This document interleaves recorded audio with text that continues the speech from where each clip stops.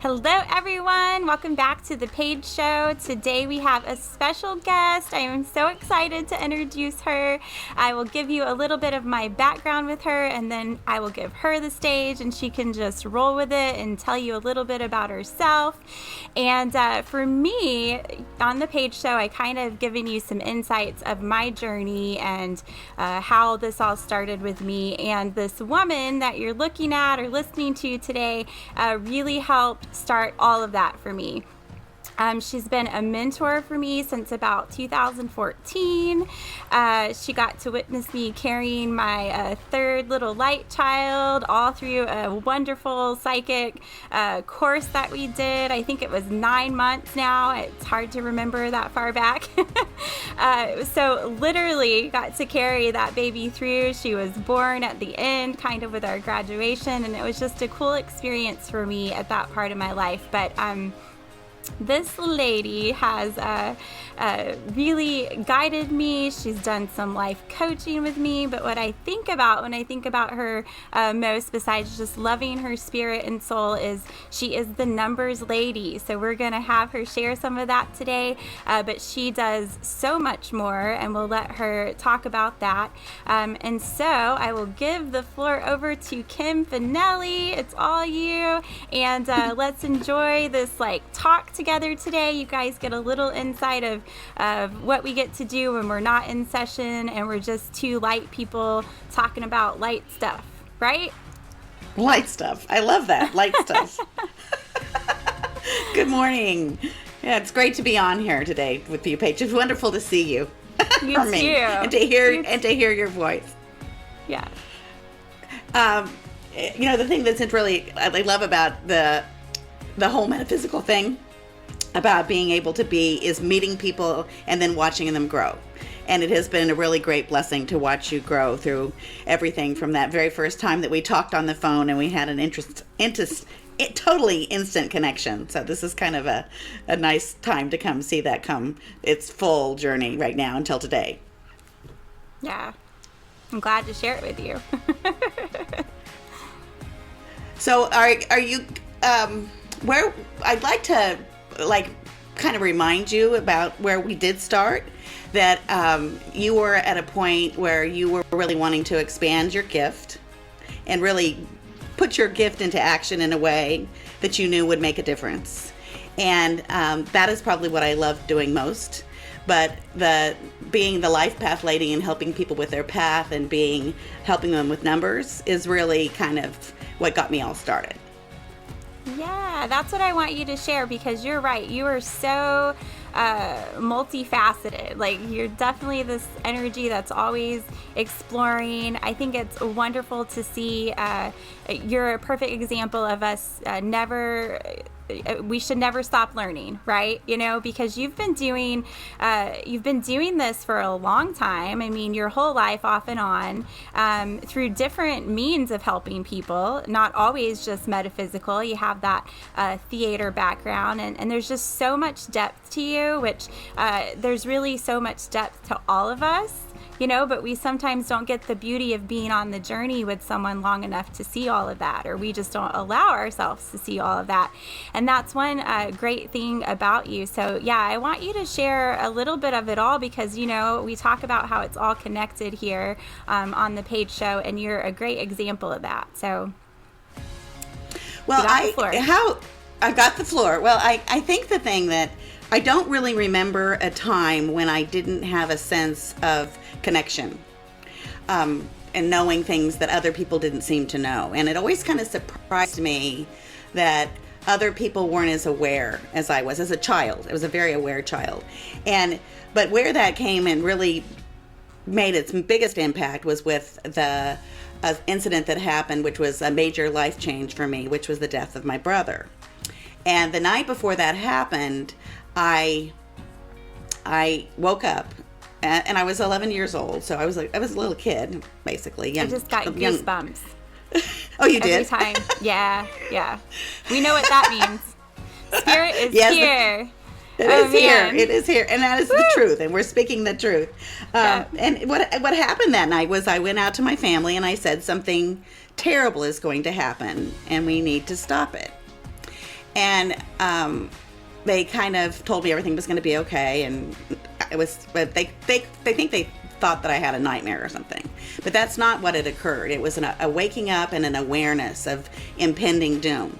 And a child who even knows at the age of 11 a concept of impending doom, it's kind of weird. And it turned out the next day my little brother was hit by a car and then died 24 hours later. And I always felt like I had not done enough to stop it. Because I knew something was going to happen ahead of time. And then that happened several other times in my life. And I was very sensitive to passing, very sensitive to illness, a lot of the very tragic, very emotional things in life. And I went into the theater because that was a place where I could explore all kinds of things, and everything was made up, and there was light, and there was dark, and there's tragedy, and there's comedy, and it was a great place for me. Yeah, but you played it out on stage. Exactly, and as a director, as a playwright, I didn't do a lot of acting, but I was able to be inside that world where everything was, but it was all made up. It was a kind of a safe place for me. And then there was a point where I had a little metaphysical book, a little numerology book, and I love metaphysical stores. And I would go there, and this one that I went to in San Diego, a little tiny numerology book jumped off the shelf and landed at my feet. Literally jumped. I would love to have story. I love this story every time I hear it, because this stuff happens to me all the time, and I swear you might be the only person on the planet right now that would believe me, but go ahead. Sorry. No, it's okay, but it's just I'd love to have the video of that moment, because it felt like it jumped. It really did, because it landed at my feet, and I picked this little book up. I knew nothing about numerology at that point, except for that there was a word. And I started to put the book away, and it was very clear that this little book had claimed me and that I needed to take it home. And so all that little book had, and I don't even know where that book is now. All that little book had was life path number, which is based on your birth date, the personal year, personal month, and personal day. Basically 4 little pieces of information. That's it that was in that little book. And I told everybody their life path. Everybody needed to know that number. It was just important that everybody, because everybody knows their star sign in astrology. You know, they can say I'm a Taurus, I'm a Libra, I'm a whatever. And I thought, well, everybody should know if they're a 2 or a 7 or an 8 or whatever. So I went around telling everybody that, and eventually I got to the point where I saw so much magic in all of that I wanted to learn more. And that's when my life kind of shifted, and I started doing more and more metaphysics, and eventually got to the point where I didn't do any more theater. Wow. So you, did you ever do theater along with that then? So this is a good example of a business building moment, because there's, we're all real, we're all trying to do something, right? And this is a great example of your work, even if it could be a passion that paid the bills, which some of us are never lucky enough to find, or we can't ever get those to merge, right? I think that we all go through a stage where we're doing something that pays the bills, and it's not a passion necessarily. After a while it becomes a job, even if it started as a passion, unfortunately. And then you start something on the side. This is a good example of what I talked about with people of, our real purpose, I think, is to just live, walk out the human experience, what all of that looks like for us. And along the way, you're gathering all of this information that can point to a bigger purpose, a bigger reason for it all, I guess. And I feel like we find that as things like that merge, where you start here in theater, and it was an outlet for so much of your your pain, really. I think that was probably a part of your healing journey. And you could feel expressed and understood, and then you morph the numerology into that, and then you take that down its path, and you see what it discovers, and it led you, if I'm not mistaken, to all of this other metaphysical work that you're also really, really gifted with. So talk a little bit about that. Well, I think one of the things is that I was starting to read everything. Like everything. I was reading lots of different people. Early on, I read a lot of Sonia Choquette's work. I loved her work. I still love her work. Still recommend her work. And I found that I wanted to be around people who were like-minded, who were doing readings and who were teaching classes and doing things like that. But what one of the things that happened that was the real shift, though, about that was just an awareness that I love that more, that was even more exciting to me than theater was. That this was even more, because theater was these were all stories. This was the metaphysics and all of the things I was doing with the numerology. That was life. That was interacting with real people, and not just a character anymore. It was real, and it was more alive. And that's when I decided I was not going to do any more theater. Yeah. Well, you were on my journey when I was going through that. I think right before you guys left is when I finally jumped out of the boat and took that change. But I remember all of our sessions of you saying, when are you going to just quit hygiene? And not that you would ever, tell me what to do. You have really great boundaries with your work. I appreciate that about you too. That's how I have learned so many boundaries. I really talk about the ethics of what we do. It's huge, I think. Especially, I just can't talk about it enough. With every realm, mediumship, intuitive work, we got to have those boundaries, right? We're working with other humans, and they have to direct their play. But with that, hygiene was my theater. I totally get what you're saying. I see you with that, because it's really hard to be brave enough, trusting enough, whatever word you want to put on it, to say, this is paying the bills and this is not so much. But, you see that has a bigger pull on your life. And at some point, I don't know if you felt that in your shift, I feel like you might be a little less stubborn than me. I always say spirits got jokes, and they, treat me much like a little child with a temper tantrum sometimes, because I still have those. I still have it out with spirit all the time. And I think that they often, are stern with me. Sometimes I get ripped from an experience because I took too long to listen. But I'm getting better at that. But, hygiene was that for me. The transition, I knew needed to happen sooner. And it just got ripped from me finally. And it was like, all right, I get it. Right. I think we can be a little slow to understand or listen. So hopefully your transition was a little smoother. Well, actually it wasn't, because it was a car wreck. We were driving home. I had just done, one of my plays had just had a staged reading, and it had not gone well.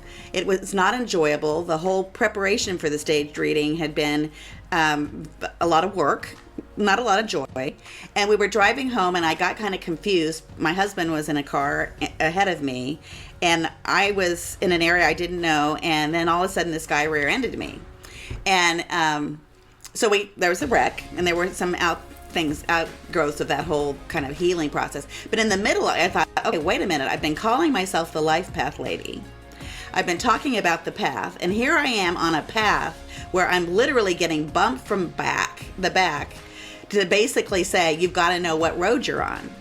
And I really took that very seriously, that it was time to say, okay, the theater is no longer part of the path. It's just something where it's part of the past, not part of the path anymore. And it had trained me. It had trained me to do a lot of things, but from that point on, I didn't do any more theater. And other than being a person who has a lot of friends, and I like to go to plays, and I enjoy all that, but it's not someplace where I put my energy anymore. Right. It's finally can just be like a hobby or a passion, and you don't have to see it as work. I love when that changes. Yeah. That's funny. So many parallels in our life all the time. I think that's one of the things that made us feel like, that soul tie. And I love to teach about the contract, the medium in me, which you helped bring out, by the way. I love the idea of us we have decided on our contract, right, when we come in here. And so when I think of you, I just envision us, on the other side before we decided to come into this time and be like, all right, you got a big job ahead signing up for this role, Kim. but for whatever reason, you still decided to come along and allow me to be a part of that. And I think that there's just a good example of parallels. You're way ahead of me as far as experience in this, and age, and the physical and spiritual, right? And yet it's just like this wisdom through parallels that we share, like something you experienced and then, may not have the same exact thing, but the energy is the same of a lot of our path through loss. And even this is new for me. I never realized that transition out of theater had so much with mine. At the time, my shock out of dentistry was, again, Spirit's Got Joke example, because I worked in an office. My last office had crystals everywhere. You know how much I love like amethyst, especially a huge amethyst. And I was like, oh, this is my job. My boss is going to understand energy, and I can bring hygiene and metaphysical all together. No, like people clearly can like rocks and have no clue as to what's happening. But I mean, the rocks, this might be the one place the rocks were not doing what they were supposed to do. Like the energy in that place was not feeling the vibes of the crystals. I cleaned those crystals so many times hoping something would catch on, but anyway, tangent.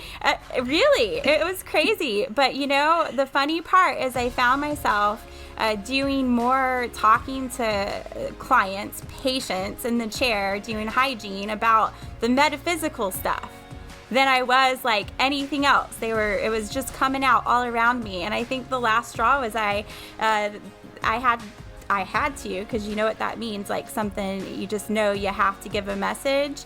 And with my boundaries and all, I had to give a message to my boss about his father who had passed. So I knew that was going to be the last straw. Oh my gosh. How did that go?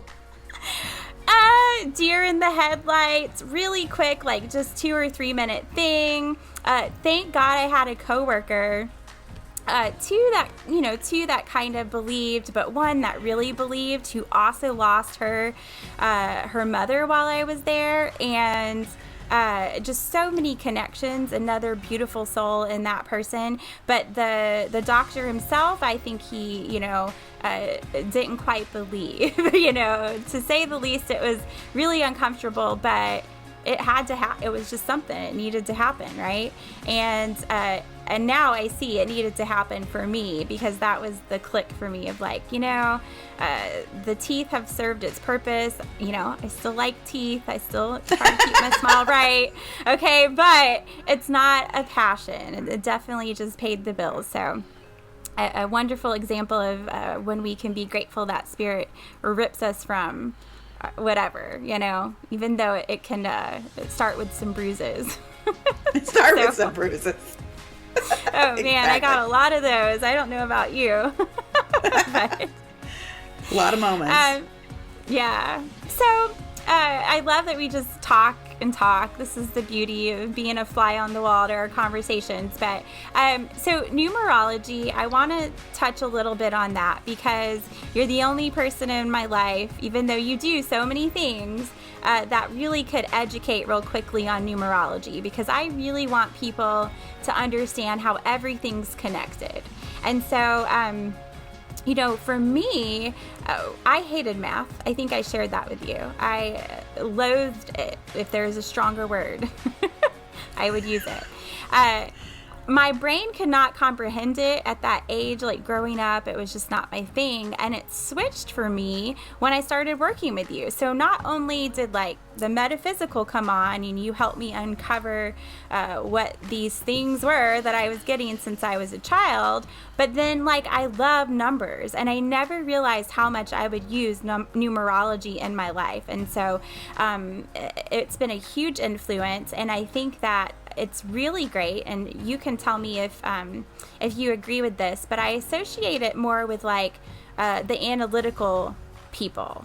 So, I feel like it works really well for more of our science-minded people, and that's why I can say it's all connected. Not to mention, when you share where numerology really starts from, you can't deny there's a science behind it, like everything, right. That the foundation for a lot.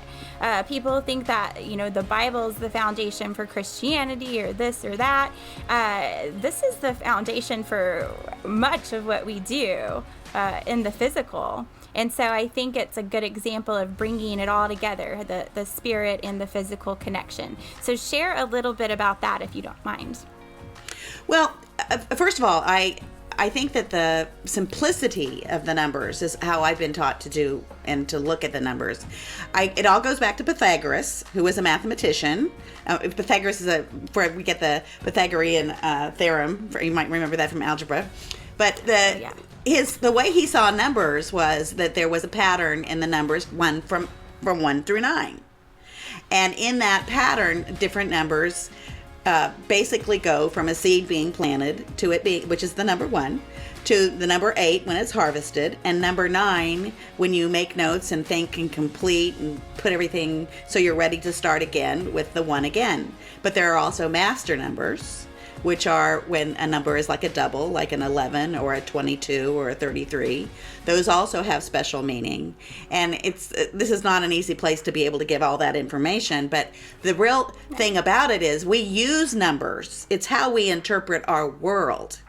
Whereas astrology is how you interpret the heavens and how we look at the heavens. But we are very grounded in the way numbers work, because we use them for phones, we use them for Social Security, we use them for everything. Plus our calendar is based off of a number system.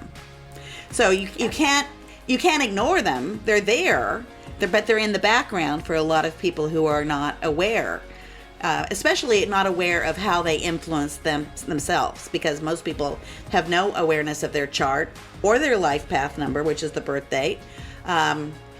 And without that knowledge, that's kind of operating behind you. But if you can work with all that, then you start to see things like clocks telling you time and giving you messages. Addresses, phone people. I've had people who send me a receipt and say, this receipt looks like it means something. What does it mean to you? And I'll give them the message in the receipt. It's fascinating. Yeah.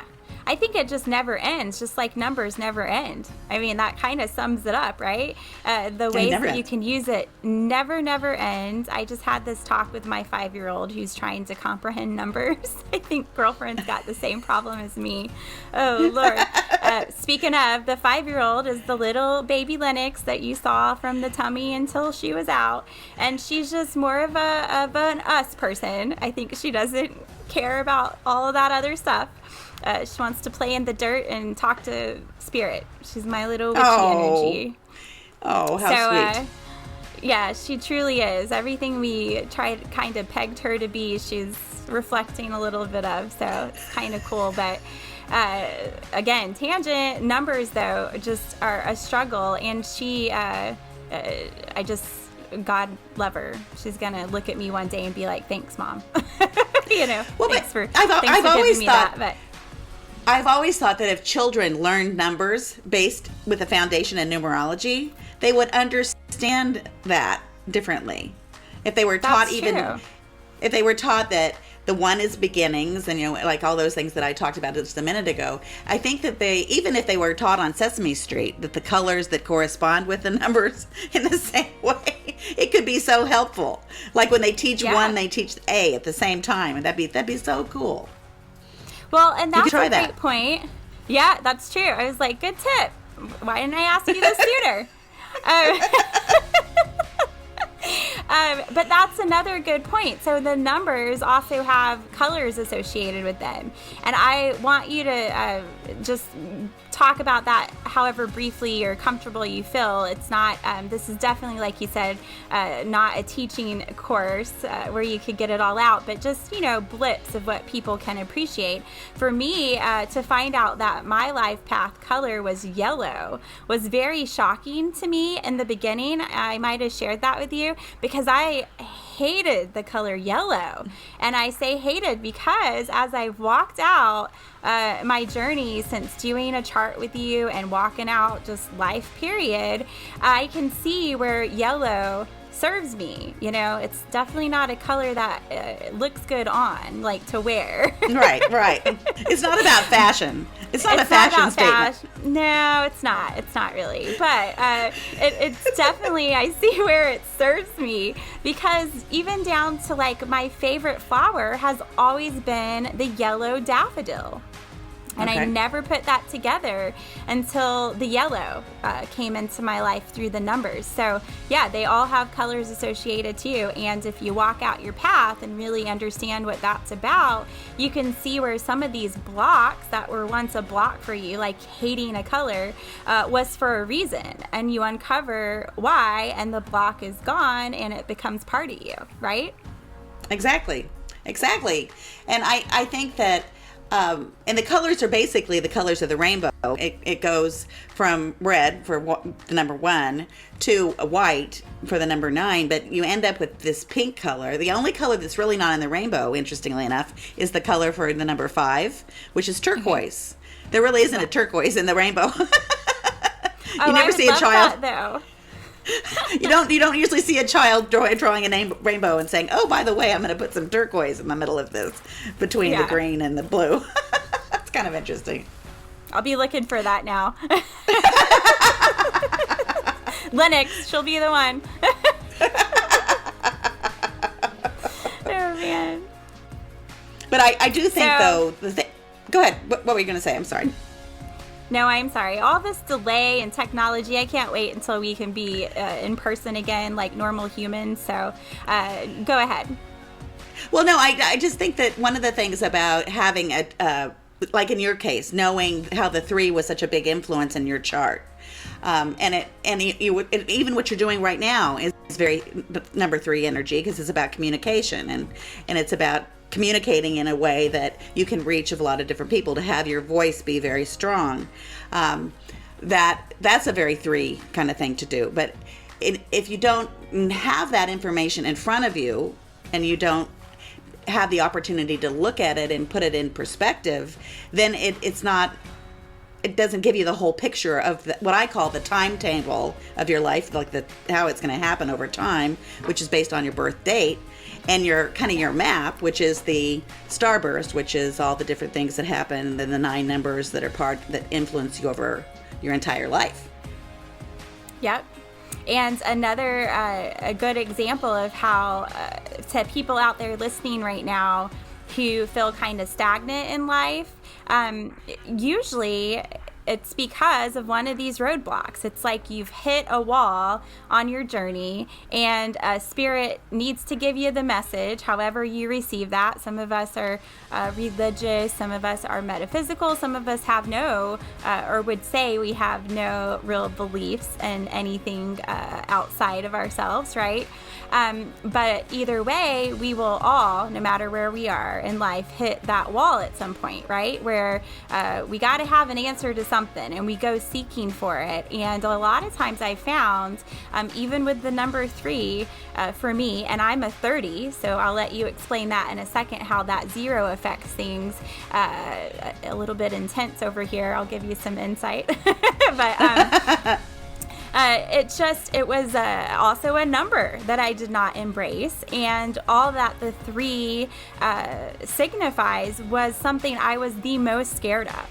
Okay, because I've had people for years telling me, like right when podcasts started to become a thing, well, actually before that, like when YouTube was becoming a thing and getting monetized and all of this, I would have clients tell me, like, why are you not doing this? And, I would give whatever excuse or whatever. I'm sure you heard them too. And I had a lot of fear and resistance of acceptance and all of this stuff. Stuff came up for me that I had to work through to be able to do this. But I will tell you, a lot of it was that roadblock. I had to uncover what that was, what the message was for me, and when I had to fill out the energy. We all get messages differently. For me, I had to fill out the timing for me to feel good to do all of this. But I will tell you, once I did, it was like this, the snap of the finger, where everything fell into place. Not that everything's perfect, but like energetically, I can say, what everybody tried to get me to do for years is what I should have been doing. But it's the divine timing, right? And so now It feels right. I'm sure you have examples of those in your life as well.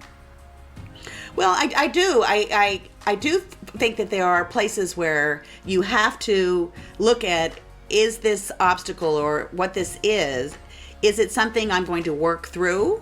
Is it something I'm going to work around, like literally go around it?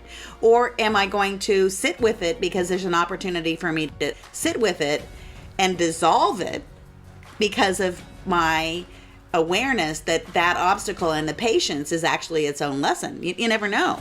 That's where I think that's where coaching comes into it a little bit too, because it's easier to have those conversations with someone who's outside of yourself and to help understand some of that. Let's go back to the 30. Can I go back? Yes, go back to the 30. You did bring up the 30. Yes, do it. I want to do that before we get too far. The 0 is a magnifier. Okay, so whatever happens before a 0, like the 30, it means that Paige's 3 is the biggest, most powerful, star-powered 3 you can get. And it has a lot of communication and joy and all that. But if she had been a 21, which is also a 3, it's not the same as that magnifier that is part of the 0.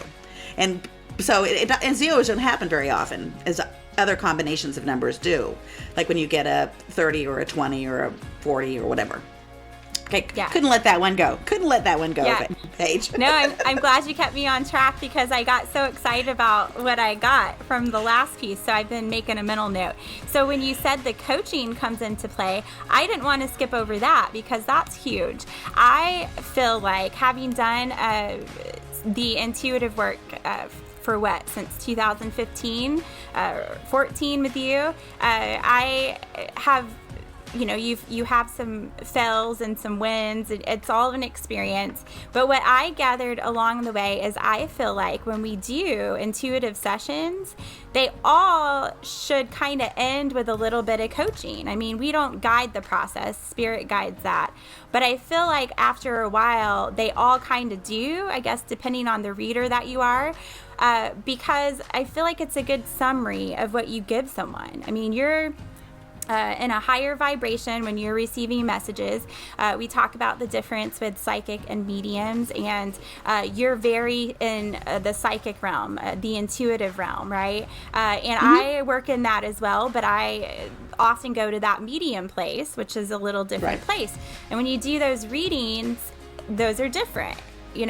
And either way, though, when you come back down, when you bring that energy back down and it's leaving a session, and this is what I would love to get you to chime in on, is you kind of want to summarize that. I've had sessions with people that have been beautiful messages, but that energy is so high when you're doing a session that you walk away almost not able to digest it all. It's a lot. Even for an intuitive person to have an intuitive session, you are overwhelmed at some point in the reading, if it's really right on. And because our brains, we can't comprehend that vibration yet. And and I think the summary, or that coaching piece, is important, because it allows for teaching moments for people to better understand what they're feeling or sensing during the session, what to expect after the session. That's huge. I mean, if you've ever had a reading, anybody listening out there, and you've left and you felt exhausted or emotions have not been your own, you couldn't really peg, like it can make you feel crazy sometimes when you leave, and you've had all this energy dumped in your lap, and you may or may not be an energetically like stable person, because often you're coming to sessions for help, right? Right. And you leave without the guidance of how to take that message and what to do with it next, because something has to be done with it. And if you don't guide that, you have two categories of people. One that's overwhelmed, may or may not do anything that came through because they couldn't process it, or someone who's going to try to do what you said by the book, which is also what it's not about. I cannot even say that stronger. Like, we are reading energy, and energy shifts. Right. And, someone needs to have help with that. What do you think about that? Well, I think that I think there's, because different readings are different readers are different. I tend to do it, kind of lace some of the coaching kind of within the reading, because of the way I give, the kind of reading that I give. But I do think coming up with some way that people are going to be able to anchor the reading the way I do that, and that's just for me, but one of the things that I do is I ask people what the most valuable thing about the reading was. And one of the things about that question at the end is it gets them to kind of look at, okay, what was helpful, and then there may be a point to reinforce some coaching related to what they thought was valuable. Because it's amazing. They will say things that you think, wow, that I didn't realize that was such a pivotal moment in the whole, because it kind of allows them to tie it all up. But I do think that to not coach and to not have some insight from the person who's giving the information, otherwise it's kind of like an old school reading back in the past where it was just information. Because if information doesn't lead to action, then it's all just information. And and it's a more like it's a little bit more like kind of the I can't think of the name. My husband always talks about her. This lady that they made fun of, who's kind of an old school kind of fortune teller kind of person. If it's just a bunch of information and you can't access it and do something with it, then it really didn't make a difference. Right. Yeah. And you'll find that you attract. So this is kind of talking for the light workers out there, the people doing whatever in the metaphysical, or really not even just metaphysical. I think if you've signed on to help humanity as a whole and you're interacting with other humans, that can be challenging. And you can attract those people who really have no desire to change. They haven't gotten to a place where they can see their shadow pieces, or if they see them, they bury them instead of embracing them. And a lot of that's because they don't have the tools to do anything with it. So that's our coping mechanisms, right? I do an episode on that, bonding versus banishing. And I love it because we tend to do one of those two things. We're bonding with it and we're figuring out what that's going to look like for us, or we're trying to banish it and get rid of it, and sometimes it will make its own appearance in your life and tell you which one of those two things you can do with it, right? But I think you'll attract more people, clients, whatever you call them, that maybe aren't quite ready to do that improvement. And so that can be overwhelming in itself. They can leave feeling like you just gave them a bunch of, I told you so's. Things that they already knew. And that energy, is not what we're trying to do with this work. And I think that comes, it can give this work a bad name. So, on that topic, it's been on my heart a lot lately about, not picking and choosing necessarily, because we don't get to do that. I feel like the people who need you find you, in a way. True. But I think that you do get to pick and choose, or we should, as part of ethics, understand or be able to evaluate where a person is. Because it's part of helping not destroy them by giving them a reading if they're not ready for it. A good example of that is like something that's evolved in my mediumship. I now like to ask clients, whoever it is that you are wanting to come through for this session, has it been at least 3 months since their passing? Okay. And I fill out the energy. Sometimes it's like, has it been 6 months? Whatever number comes to me, there's my numbers and how they show up in my life. I will gauge that because I won't read for someone unless it's really in my heart and soul that I'm supposed to. If they haven't allowed some time to pass since the passing of their loved one, because they come in there and they are nowhere ready to receive the message, and they will often use you as like a crutch to their healing journey, because now they're like, this is great, I can talk to the person that I love and miss. But that's not what it's about, you know. It's not about seeing a medium every week. That's, you know, more psychic, and I don't think even seeing a psychic every week is how it's supposed to be. You know, we got to do the work. We're in this human experience, right? We got to do it. However, these are just great modalities or tools or gifts that Spirit has left us to help us. And when we're giving that gift, if we're using that to help someone else on their journey, I think we need to know where they are on their journey. You know, what do you think? Mm-hmm. Oh, absolutely. In fact, I don't do a lot of medium.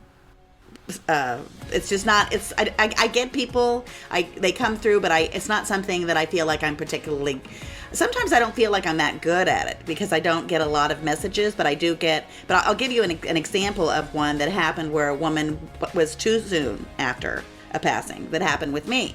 I didn't know that's why she came. And in marketing, I don't market myself anywhere. The word medium is not on any of my marketing. But people sometimes don't know the difference. I'm sure you've distinguished that for your people. But one of the things that happened, that this woman comes to the reading, and I said, there's a big dog. There's a big dog. You must have a very big dog. And she said, I don't have a big dog. I said, well, there's something about a big dog. And she said, well, I don't have a big dog. She got kind of defensive. And I said, well, okay, I don't know, but there's something about that. Well, you're going to have to just let that go. She drives home. As soon as she gets home, she stops and she said, oh my God, my husband, who had just passed less than 3 months away before, was called Big Dog. And she sent me his funeral, thing with a picture of this name, Big Dog. And I said, well, it's unfortunate because clearly, if we had gone with that, but she was too fresh to even expect him to show up that way. And because I don't work a lot in that, I didn't say, I think this is somebody who passed, because I was misinterpreting too. So I think sometimes that, because she has come back twice. I have had 2 follow-up readings, and we have been able to do some work with her big dog husband who passed. Yeah, I think that's a great example, of many examples in one, because and I want to hit on all of them. My little brain is going so much while trying to be actively listening. It's a lot to do what we do. Oh my gosh. But I want to say first is I don't think you misinterpreted. I think it's exactly what you said. You got the message, you delivered it exactly the way you saw it, but it was that the receiver wasn't ready to receive, when we're still that early and close to loss, we haven't accepted yet that they're not here anymore. So how could you possibly expect them to accept that they are on another plane talking to you? You haven't even processed through, she probably had not even processed through what the memorial was. It took her leaving that energy space, that vibration we talked about, for her brain to work again, because when you're in the higher vibration, your brain is not working. Even if you come into a session, we're raising the vibration. You're a part of that. You're under the veil too, whether it's psychic or medium, you're behind the veil with the rest of us. You're going to get that, that same energy, and your brain, if you're not used to that, shuts down. It's that deer in the headlights moment that I talk about, where they're just you could be telling them they're wearing a purple shirt and they don't even notice that they're wearing a purple shirt. They wouldn't even stand up, it's a really unique thing. So I just wanted to point that out, because I think that's a good example of that. But also for skeptics out there, the beauty of this work, it's so sacred to me, whatever we do, medium, intuitive, it's just so very sacred. I take it very seriously, and you'll never avoid the skeptics. And I think you and I are both in a unique position now. We left our what was my home and my heart, the home state of my heart is what I call it, Colorado, at different times, where as a whole, the people there are more aware or accepting of the metaphysical. It's a different environment versus now I have moved back down to the Bible Belt where my roots were, and things have come full circle for me where I heard a message coming to the South when I was told, that's where you're going again. I'm like, really? This all happened in it all happened in 2022, and so soon, and I was just like, why? Like, why in the middle of a pandemic are you ruining my life? Like, this is my discussion with spirit. You can see my Italian hands going, like, what is happening? So I was just like, okay, fine, because I have learned when they say to do it, I jump now. I jump. I just, how high, and I'm there. I don't want bruises. So we moved back down to the Bible Belt, and I'm just like, and now you want me to do this here? Like, I could have done all of this back there where people actually understood it, And the message that I heard was if you are bringing light to a place, if you're bringing a new knowledge to a place, you have to be where it will actually be new knowledge. Why would we put you or place you somewhere where there's, a million different yous around the corner? Not that we're all the same, but you know what I'm saying for this point. Right. And that was an aha moment for me, is like, I feel like with the age of change, another great episode about the shift that we're in, I just did. Everyone listen to that, because it'll explain what we're all talking about right now, is that shift that we're in, that 2020 kind of ushered in. I'm sure there's some numerology behind that you could share insight on.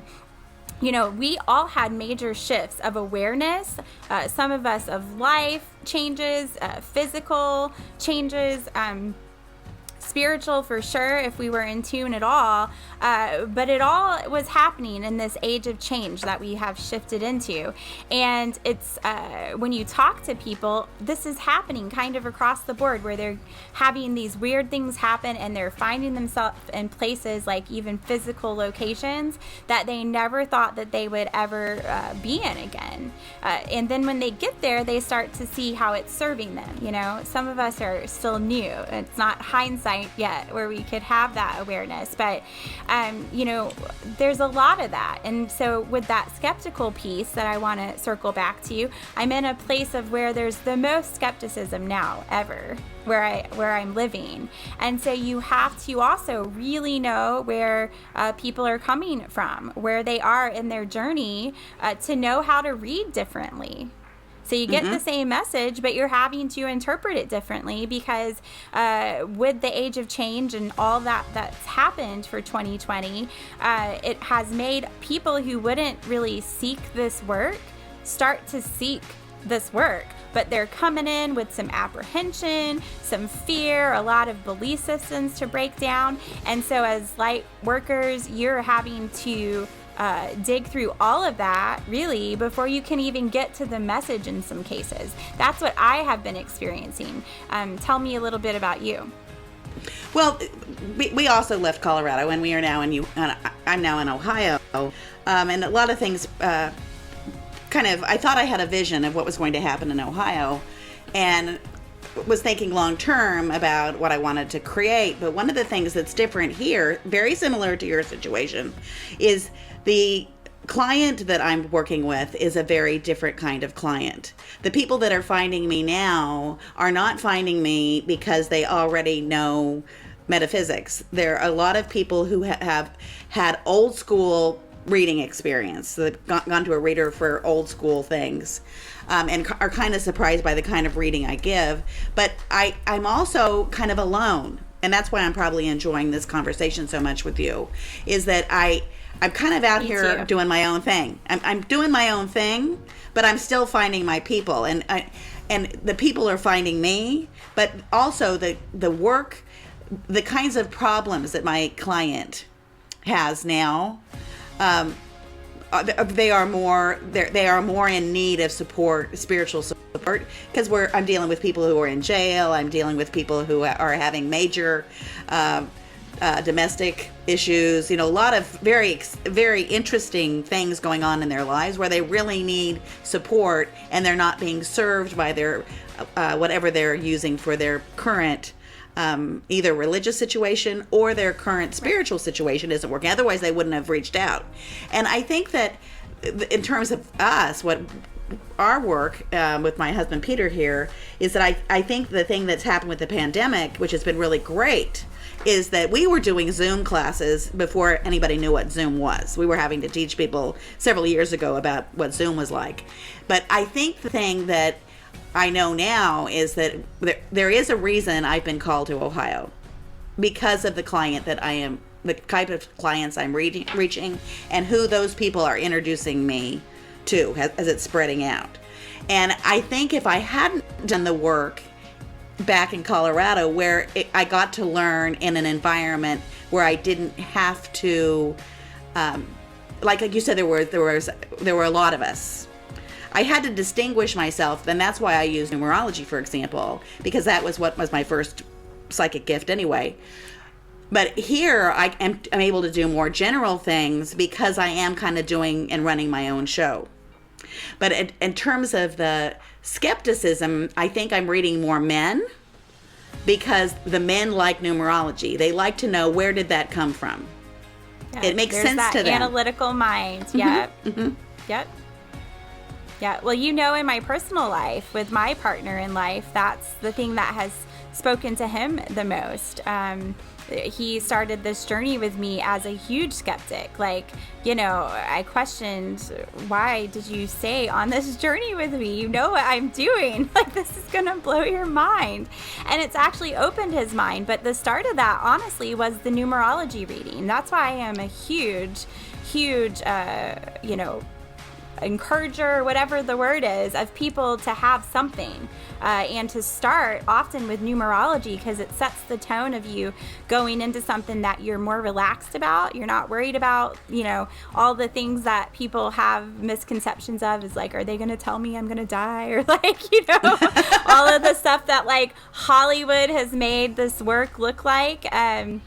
You don't have that same apprehension when you're just let me go over your numbers, you can be more relaxed with it. And I just really love that. So I get what you're saying, where you start to see a shift in your practice. I think, we do a lot of things as tools in our toolbox, but we won't always use them at the same time, if you know what I'm saying.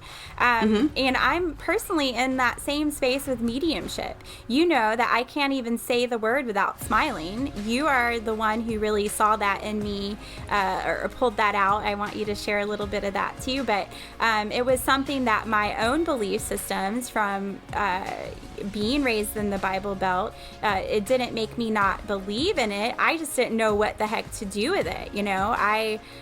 Since I was 5 and saw things, I couldn't tell anyone. They always just thought I was, making it up, imaginary friend, or, all of those things. But since moving back home, it's been crazy. Even as of last month, I was visiting my mom, and it was probably the best visit we have had in my entire life. I mean, literally that profound. She finally, since the podcast has been out, God love her, she's as bad as me technology-wise. That's scary, because but she found a way to listen on her phone, right? And she stopped me in the middle of breakfast at her house, and she's like, I want to know. And I thought, oh God, here we go. But she's like, I want to know once and for all what this medium stuff is, I need to know what my daughter's doing, and I just need to understand it because it sounds exciting. And it was like, huh? One of those moments. And we talked about metaphysical and how it was things in my life since childhood, which clearly she birthed me and witnessed, but from a different plane, a vision perspective. And we had this wonderful conversation that I thought would never have happened maybe decade from now, right? And since then, it really just opened up a lot of understanding on my end of why mediumship really was part of me from the beginning. And she even brought up situations like memories of events of me seeing spirits that I had forgotten about. Like things she remembered. It was such a wonderful conversation. But my point is that, you know, I've lived in Colorado doing this forever, and you know, your perceptions of what your plans are for when you do something are always different. It's never going to really be what you think. And that's an example of this, the Bible Belt, you know. My idea, although I love mediumship of what I'm doing, has shifted a little bit. I don't really know how I would market myself, for lack of a better word, because it's kind of like I'm using all of the things right now. But we evolve, and that shifts, and it ebbs and flows, you know. Tell us a little bit about that with you.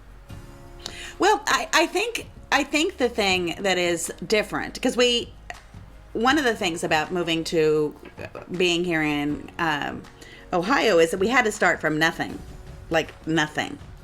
And there aren't any store. I haven't even found a store, if you can imagine, Paige, how much imagine. I loved full moon books in Lakewood. I taught classes at full moon. I read at full moon. I was one of their regular readers. I mean, my whole world was built, and to not have a store that I have found that I really enjoy has made me feel a little lost. But one of the things I've noticed, though, is that my little office that we got in December of 2019, and then had just started seeing clients in March when we had to stop for the lockdown. And I'm only going back in because I now have my second vaccine. So I'm gonna start reading again. Kind of. I'm going to use masks and social distancing and start seeing people again in person. But I think the thing that is about that whole transition is I feel like I am more respectful for a client who is religious, who also wants spiritual support. Whereas back in Colorado, I was pretty much just with spiritual people, and there wasn't much religion. And even my own religious journey has churned a little bit, because I do go to a church now, and I'm kind of coming full circle and realizing that there is a baseline there, but that has helped me be there for people. So it's kind of like a blending of my own journey. My journey has changed, but I do feel that sense of not knowing really where this is headed. Is that vision that I had back in Colorado going to happen here, or is it how is this all going to evolve? And part of the trust is I just keep doing my work and trust, but I also do one thing that you talked about a minute ago. I ask for the kind of client that I like. I ask Spirit, bring me the kind of people who are ready to change, who need the insight to make a difference, to do what they're here to do. That's kind of how I speak it. And I'm very fortunate, because I pretty much get a lot of what I would call ideal clients, people who are really ready to take something on and to grow. Yeah. Well, I think that's a good point that you bring up, because as much as we are doing this work and we're just the vessels, we do have the ability, just like with the contract, right? We plan what we do coming into this life and our soul groups, but we still get to be like a director in a sense of our play. We still have that free will, and and this is an example of that, but also touching a little bit on manifestation, where we forget that power that's in us, right? That we can really, we can not only have a little say in it, but we can actually help manifest some of these things in our contract that we aren't remembering, those things that could serve us better, down to even this, like how can we make this journey signing up to do this work, because it's difficult at times, it's difficult a lot of times to balance helping others at this level and just living the human experience. There's lots of barriers and things you push through. I think it helps when you can say, I can actually have a way of making this be enjoyable. You know, I don't have to just see all of those people. I still can reach the people who need help, but the ones that also serve me. And I don't think that that's selfish. I think that's an energetic acknowledgement of what works well for you, and you can serve that client better if you're energetically on the same page. It's a huge roadblock. You and I both know. To have someone in the room where your energy levels are completely different. I mean, I feel like I need to sleep for weeks after that's happened with a client. And I definitely agree, as readers, whatever we label ourselves, that we should use that manifestation power and attract those people, because there's so many people doing this work. Those other people will find someone, you know, if spirit needs to get to them, there is a person out there for them. Right? That will be in that energy. And that's kind of how I helped myself leaving Colorado, is like, you know, it's exactly what you just said, another parallel of our lives, where I have always had a bit of that religious understanding. It was a huge background of mine being raised in the Bible Belt, but I understood it at a different way. So if I heard about Jesus at church, you know, I'm hearing Jesus is like an ascended master, not like this faraway person that nobody can tap into. So I can sit in a sermon at a traditional church now and not be hitting roadblocks of beliefs, because I understand it all has blended together for me in my life. So these beliefs are not roadblocks anymore. It's a switch of understanding of what they really are, right? And so all of that coming together really opens your world up to how every little thing you've done, all the parts of yourself have really been connected all along, but you had to walk it out to see their connection. We see it in our you know, physical human experience and our spirit work. You know? Absolutely.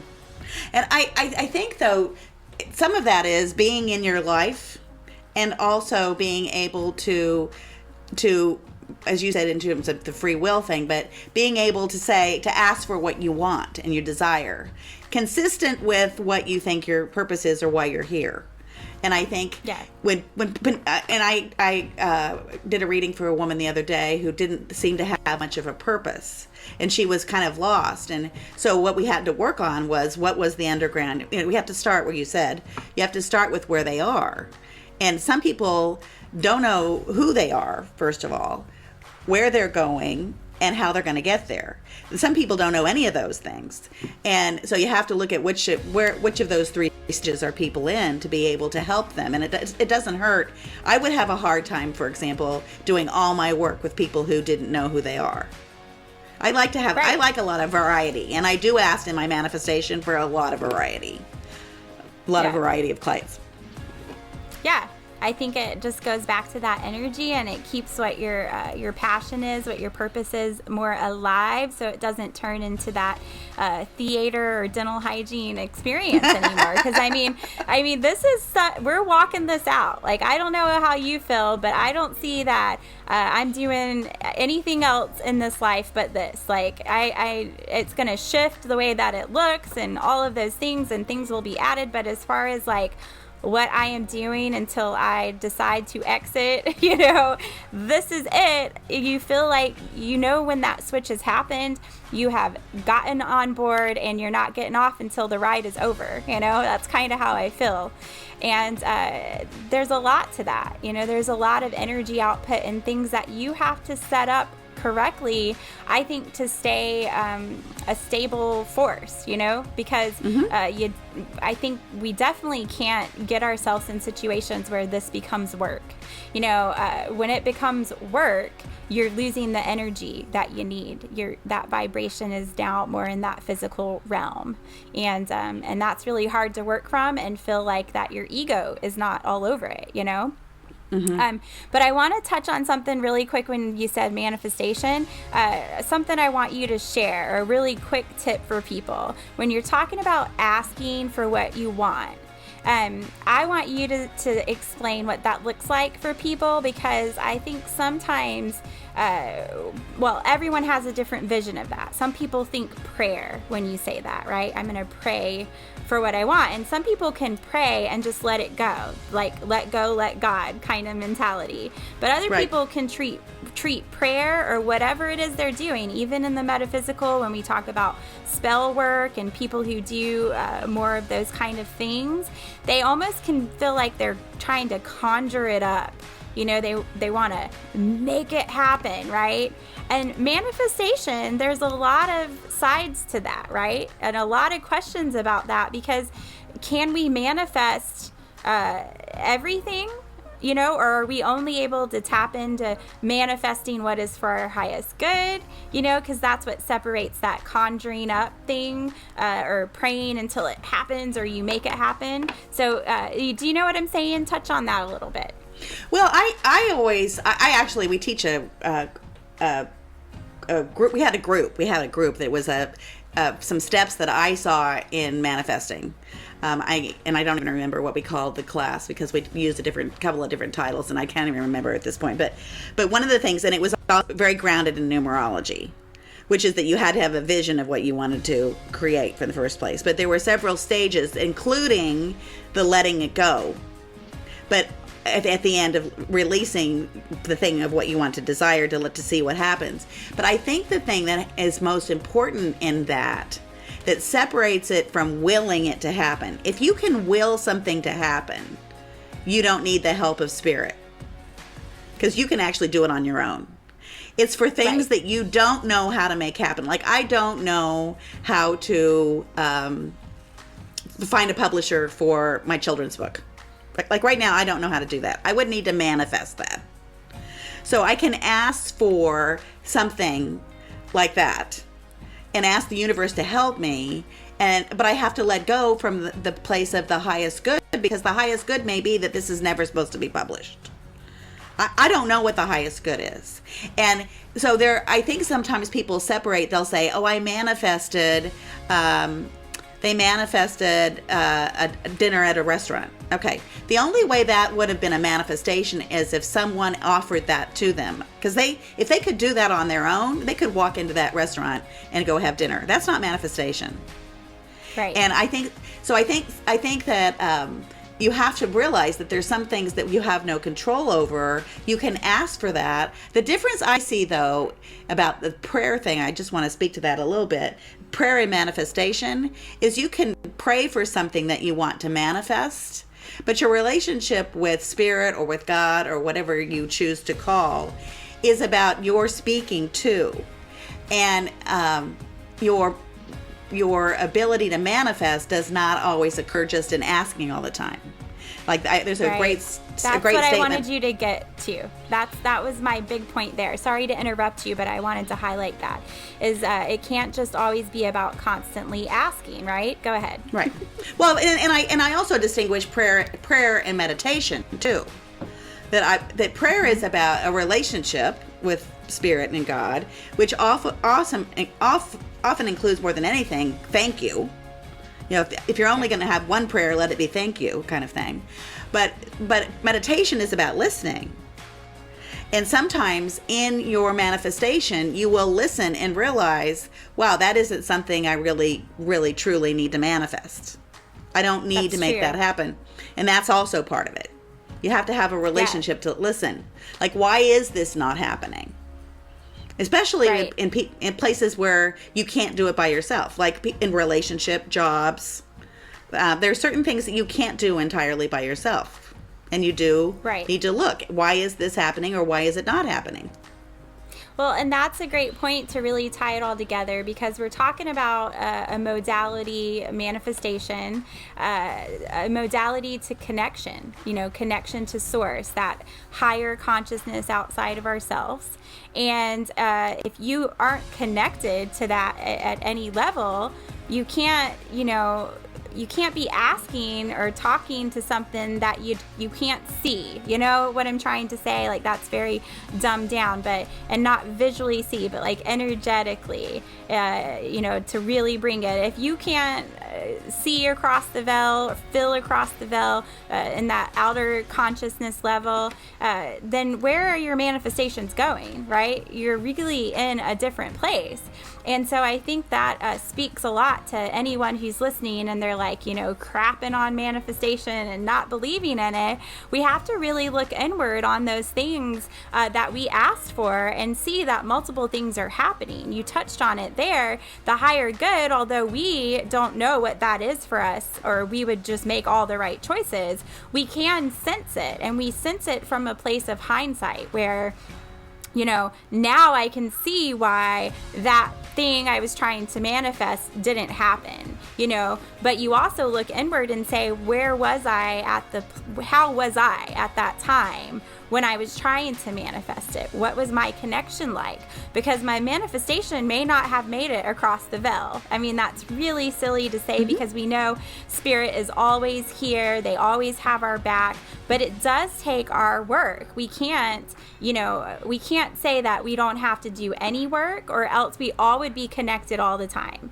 It's a relationship like any other relationship. It takes nurturing, so right. Yes, they're here, they love us. It's this all-powerful, all-knowing, whatever we want to call that, God or spirit, nothing, science, whatever. But everyone's got their word for it, whatever it is, but we have to nourish whatever that is. So I say, whatever your belief is, whatever you're holding on to as your truth, you better be nourishing that connection, because if that's your connection, you better know what that feels like, because you can't really do anything in your life. You can't do it and separate it from, like what you said, ego. We were able to buy that dinner ourselves and just want to put it out on manifestation versus these bigger things. When we're talking manifestation, it's those things that you just really you cannot comprehend a means to an end with, and somebody bigger, more badass has to step in. That's what I say, and they do, but it's totally different energies, and I think people really don't give it they don't give it 100% of their open mind because they've been doing it wrong, really. I mean, that just summarizes. Right, I agree. I think it's always vocabulary. It comes down to how people distinguish these things. And I think sometimes when people use words, they don't really think through what their vocabulary is and what they really mean about those different things. Say what you mean.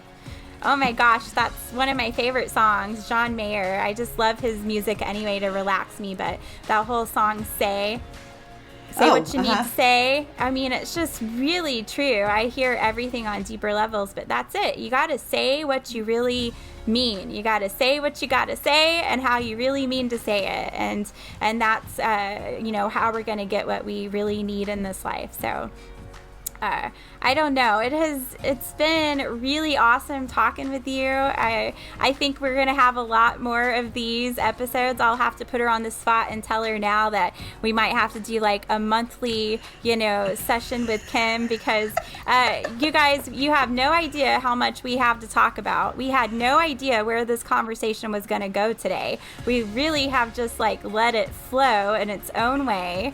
And I don't know how she feels, but I just don't think we could have done it any better. There's so much about her and myself for you still to uncover. We're so, we're just complex little humans. And we are complex, yes. We are, but so joyful if you haven't noticed. I'll put that out there. So, but I just want to tell you, speaking of gratitude and thank you, I just cannot thank you enough for your role in my life. I'm excited to see where we go on this journey together. And to everyone out there, when I talk about soul ties, this is an example of the misconception of what that is. That it's not your soulmate always, and a female. We're asking for that soulmate, that Prince Charming on the horse to come in. These are soul ties that can come in many different titles, right? If we remove titles, and they're not ties that always you're talking to them every day. You know, you may not even be talking to them every month, but it's an energetic tie that you know when to show up for each other, and you show up when it's the time, and you ride it out. And it's, you know, this ebb and flow again of energy. And so Kim and I have had this relationship, this style, you know, for a long time, but there was always this undercurrent of understanding what that was. And now we get to experience this together. It's so special for me to do this with you, to have you on first. And I just really love you. I know that you know that. And I have to throw this one thing in before I forget. When you mentioned your children's book, on my way, so on my way home, this is what I'm talking about with energy, people. We all are connected. We're all hearing, we're hearing the things. You don't have to be an intuitive worker to be intuitive. But in our case, I'm sure we were sending out the vibes, getting ready for this session. And I'm driving down the road from dropping off little Link at preschool. And I'm, you know, my mind could have been clouded with all the things I had to do to get ready for this episode together, and I had this thing pop in my head, your children's book, and I knew somehow that was going to come up in this episode. But the bigger thing is I heard Spirit tell me 6 months for you. You're going to have that published. Yeah, it was so clear that book needed. Have I ever sent you a copy of it? Maybe back in the day, but you'll have to do that again. But it came to me, and it ties in everything we talked about: manifestation, not doing it yourself, all of those things. Because I heard, 6 months. 6 months, awesome. That the book should have been done a long time ago. It was a little bit of scolding on your part, and then the manifestation topics that came up today really tied in to where I have some ideas also of how you do that, and I didn't want to interrupt you while you were talking, but oh my gosh, like, this is what I'm talking about. This work is so beautiful. I hope you guys witnessed that in the conversation today, that you could feel like you were part of the room, part of our space. And, before we get off of here, I do want Kim to let you guys know how you can find her, what she's doing, all of those great things, and we'll just take it from there. Okay, before I do that, I do want to say, though, that to you, Paige, I've got to say something to you. That I love the fact, I do love the fact that we were able, and we always have such interesting conversations, and I knew way back when we first started, when I first met you, that you were going to be a huge impact on my life and the class. And it's neat to see you fulfilling that ongoingly, so that's very exciting.